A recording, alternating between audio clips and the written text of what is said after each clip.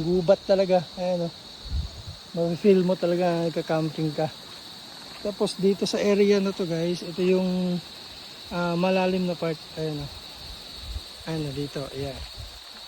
So ito yung mga signage nila. Yan, cabin, villa, fish pa, parking. Tapos may mga iba-ibang ano kasi sila, activities like zip line, swing, bridge, hanging bridge yan, tapos spider web.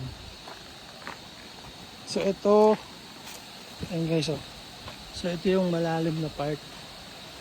Ayan guys. So dito pwede kang ano, diving. Ayan, may platform sila ng diving. So, pwede kayo mag-dive. Ayan guys oh. Sobrang linaw ng tubig, tapos sobrang lamig pa. Malalim yan guys. So hindi pa kami nakaligo dyan. So bukas siguro ligo kami.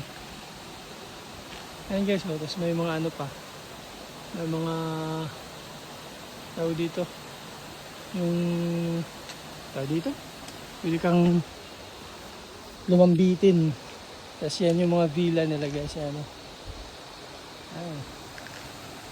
Ayan guys oh. Medyo ano din, mataas din yung platform ng ano nila, diving area pag maliligo ka.